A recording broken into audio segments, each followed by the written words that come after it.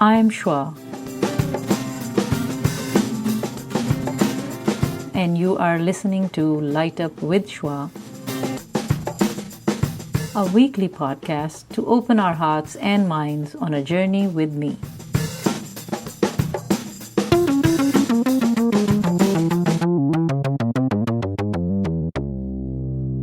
My name is Shwa, and I'm the host and founder of a podcast called Light Up with Shwa. It's on conscious living and parenting, and I hope you already have subscribed to it, and that's why you're watching or listening. And if you haven't, please do so. My guest today is Daisy Khan. This is our conversation, part 2. She's Skyping with us from New York. So stay tuned, and in order to learn more about her, you can visit her website, www.daisykhan.com. Thank you.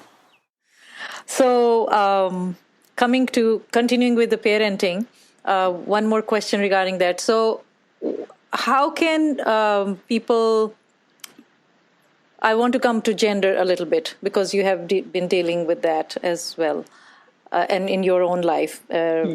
Reading your book, which is Born with the Wings, has been fascinating for me, very interesting. Thank you for writing your memoir.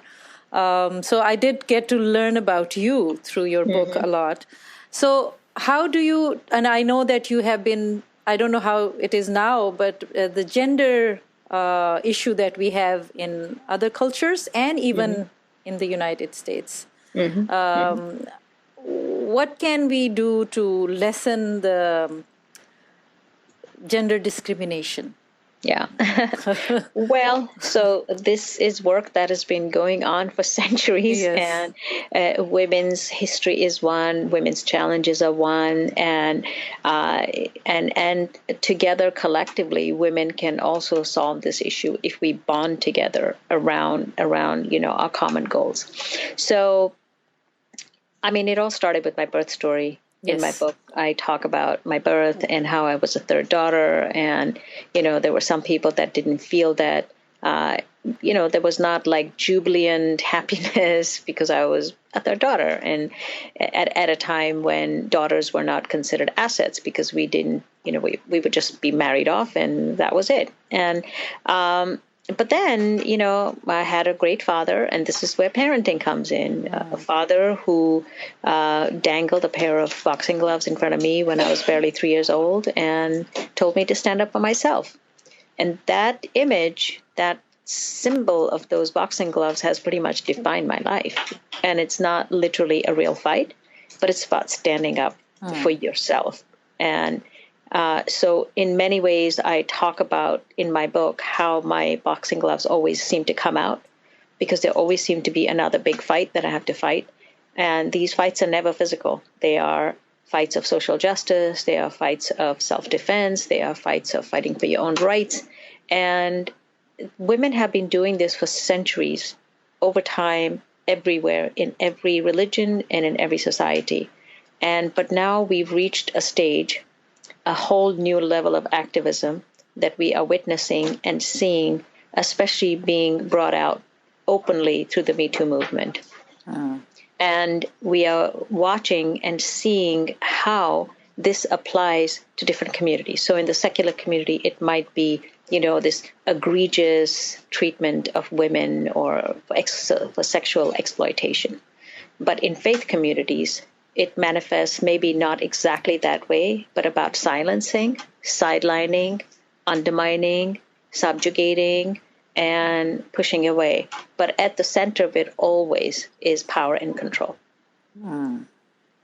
Wow. And so that is what we have to get to the root of, which is power and control. And it can be in the family, in that little network. The patriarchy that you talk about also. And it can then extend out to societal, and it can then get normalized in the secular community. It even gets normalized as, I have the power over you, so I can do anything. So it's the same thing. Yeah. Thank you for that. So, but we have to fight it back. Yeah, and please. This is where we have to unite. Women have to unite because we have the same purpose. We have the same goal, which is, that we are inherently equal in the eyes of God. We're inherently equal in the eyes of the Constitution here in the United States. So why should we be treated unfairly. Yeah. So in the case of women, the argument, there are many arguments, but the most relevant argument is, why should women be not paid the I same was amount as going to men? say that. What about equal That pay? bothers me a lot. That bothers all women. Yeah. We don't even know until we discover it. I didn't know for the longest time. I've been here for 30 I actually years. didn't know it either. I actually didn't know one of my Yes. coworkers was getting paid 30% more than me for years. Yeah. And so why are we treating women unequally? And it's the same reasons that, many people criticize Muslims for, oh, well, you don't get your inheritance. You get half the inheritance. You only get half the inheritance of men, right? That's an accusation against us. But the logic for that was, at that time, was that a man was the primary caretaker. So he had a family to feed. He had to take care of everybody. And a woman was already getting her inheritance from her husband. Exactly. And so her father's inheritance and husband's combined was actually double. Exactly.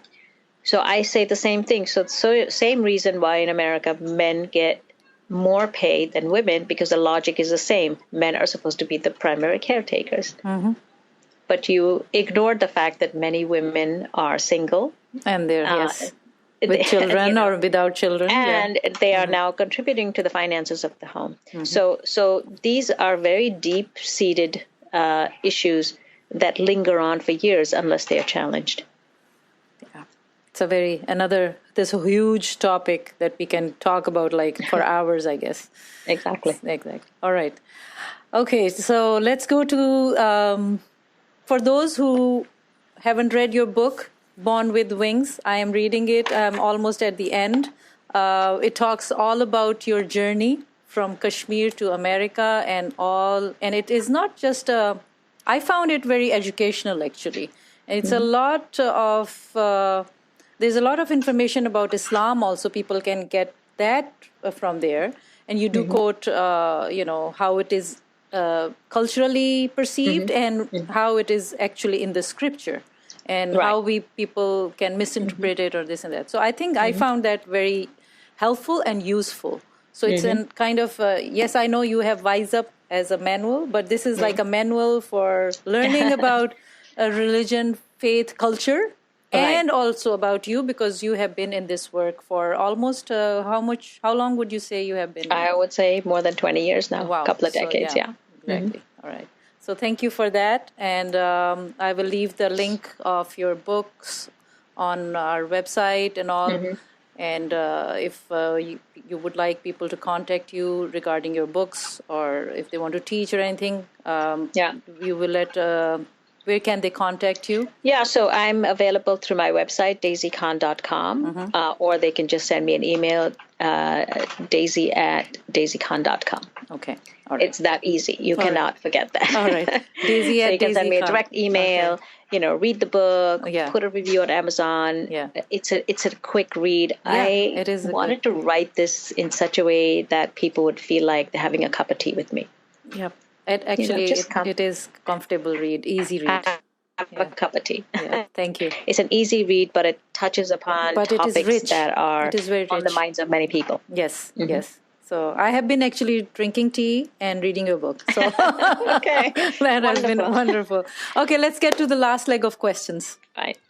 I would like to ask you, what is the value of gratitude in your life? Oh,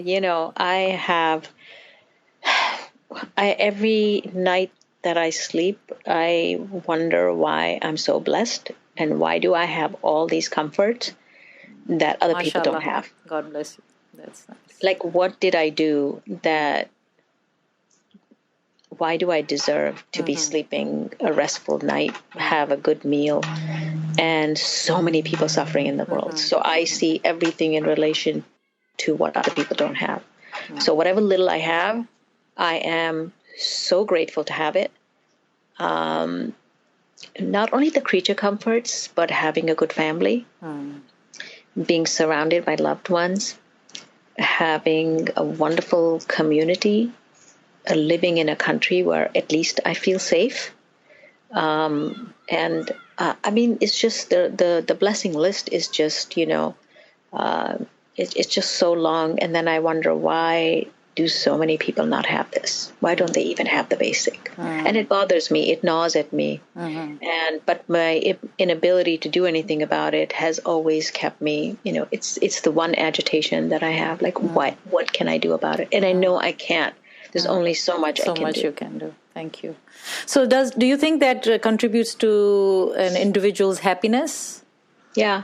Being in gratitude? Happiness is a complete state of mind. And it is a state of mind that makes you at ease, that you have everything, but at the same, in other words, you don't have a constant need for something more, that you are satisfied with what you have, but you're also hopeful that the things that are not right, that you are hopeful that you can change them. It's that hope, that, that feeling that the glass is not half empty, that it's actually half full, and that you have the ability to keep filling it up. To me, that's what happiness is. Wonderful. That I have this, constant feeling that I think I can fix this. I think I can fix this. and I keep moving the goalpost, and I keep saying to myself, I'll only be able to fix all these things if I never retire. So I've actually moved the goalpost on. I'm never going to retire. Well, we don't want you to retire. The next 10 years to do this. Yes. I hope you don't retire and you continue your work the way you're doing. Yeah. Right. So coming back to happiness, there are some people who say, well, my happiness depends on other people or this or the other. What would you say to that? Yeah, well, I think that's when I think that is the wrong way to look at happiness, because no one can bring you happiness. It's something that is very much your own state of mind and your own set of needs. Human beings have needs. And I suppose happiness can be different for different people because different people have different needs. So some people's happiness is defined by how much wealth they have or how little they feel they have, or they compare themselves to other people. So it's a question of whittling down your needs to what is very basic to what human beings actually need. I mean, there are so many things that we want to have, but when you shed yourself of all these other needs, you realize there's only so much you need. So, for instance, we just did 30 days of fasting, Ramadan. We always love to eat. But at the end of the 30 days, you realize how little food you need to survive. Like, why do we eat so much? Why are we always eating when really all you need is one meal a day to sustain you? And that puts you in parity with people who are poor, who have nothing. And you say, okay, now I know how people can survive on one meal a day. So we really, human beings, don't need that much. We just need love. We need safety. And we need some food to eat. And the rest is all, what I call ambiance. It's all beautiful stuff to have, And so the basics are just, the basic human needs are very simple. And that's why some of the most noble people, some of the people that we revere are the ones that eat very little, speak very little, and inspire a lot of other people. Thank you. Wonderful. That was a good answer. Comprehensive. Yeah. All right. Do you believe in afterlife? I think I'm definitely going somewhere because I believe that I came from somewhere. And excuse me, I did not turn off my phone. Nice ring. Yeah. So I fundamentally believe that I am part of the divine breath. This is how I define myself, because God says I breathed into you a piece of my breath, and so I define myself primarily as a breath of the divine, put into a human container. And when my body dies, my body, is no longer alive, my soul is going to reunite with my origin. So I believe that my soul is going to carry on, not my physical body, is going to carry on to the other realm where it came from. Wonderful. Thank you. And hopefully I'm going to be in a beautiful place with lush gardens and fruits and honey and all those things. All the things that we have pictures, the things that have been painted for us. But, we don't know what it is, but hopefully that is what motivates me to do good, is because I want to be in a blissful place wherever I go. So what would you go with? What are you taking to the next life if you believe? Only my good deeds. Okay. And my good ethics. Okay. And that's why, we humans have to focus on being so good that we do good, we are good, and we spread goodness to everybody. And it's a very simple thing. You treat your fellow human being. Yeah. You treat your fellow human being as you would treat yourself, with respect and kindness. I think that the consciousness has shifted because we have, moved away from our spiritual traditions, and we have become a little too worldly centric. So everything gets defined through the world, through what can I have, the TV that I need, the house that I need, everything is that.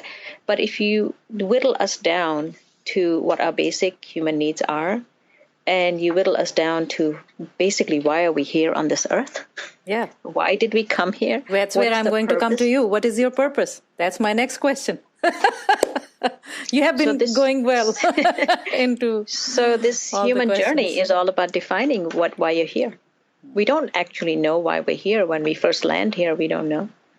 And a part of the spiritual traditions, or going into some sort of spiritual practice, is to connect you with your purpose, is to find that inner guidance that you have. Like, what am I meant to do here? So have you found your purpose? You can be a doctor, you can be a teacher, you can be all those things. And if you're a teacher, you're meant to educate people. If you're a doctor, you're meant to heal people. That's your purpose. Okay. Right? I mean, my father just had surgery, and I cannot tell you how thankful and how grateful I am that we have doctors who save lives. I mean, what a precious thing to do. That's true. So I hope he's doing well. Yes, he is. Okay. He's healing very well.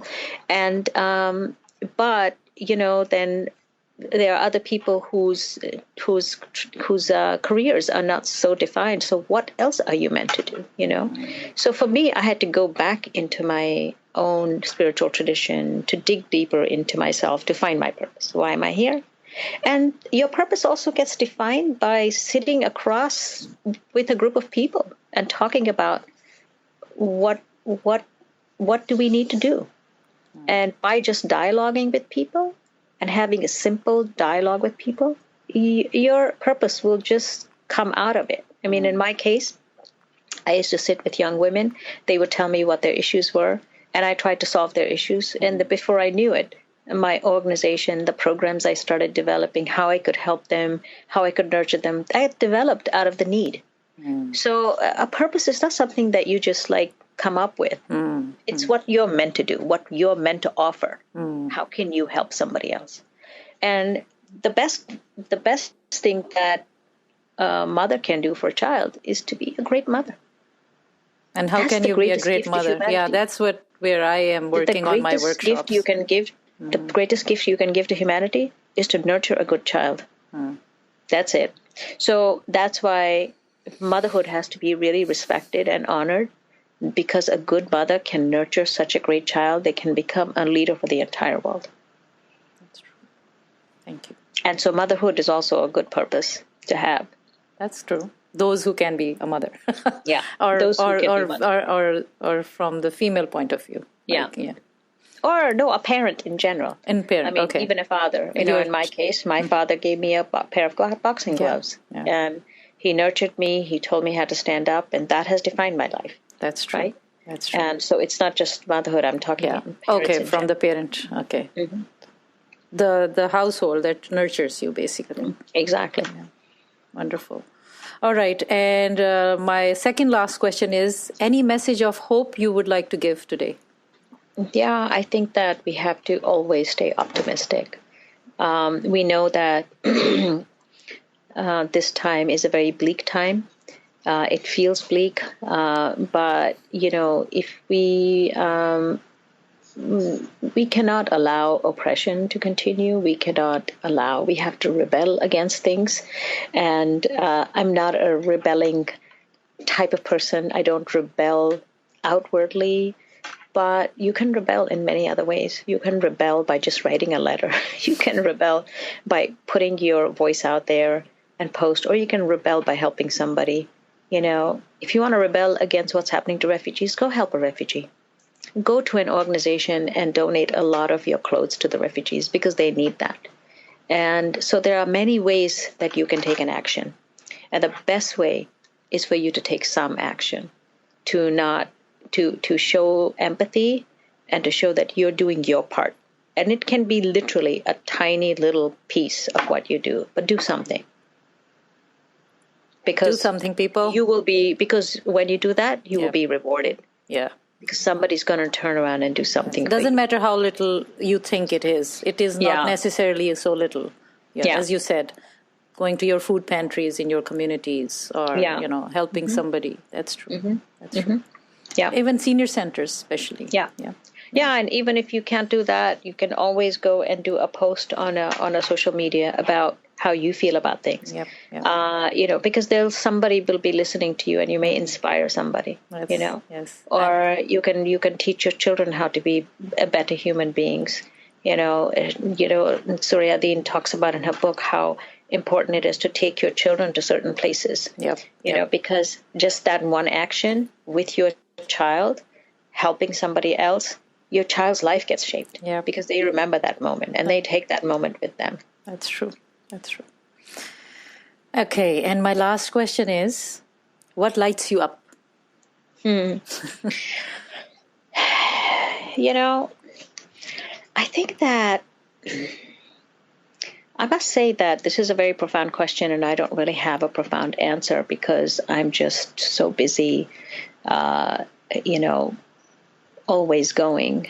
I think what lights me up is not everything daily, but I feel that there is so much to do, and part of me feels that somehow, magically, that I may have the ability to do something about it. I'm not sure what it is, but always trying to find a solution to a problem. Wonderful. You have been doing it. I love trying to find, I may not be able to solve it, but how can I fix this problem, And that is what gets me ignited.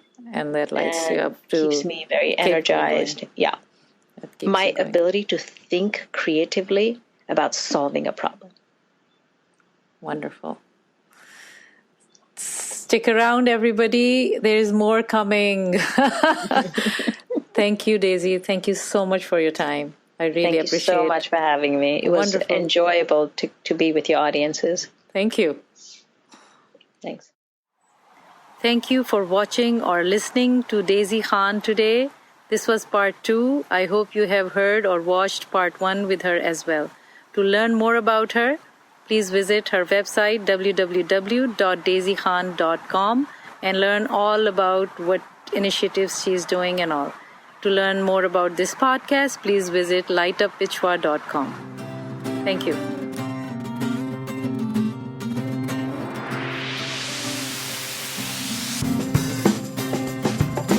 Thank you for staying with me through this exciting episode.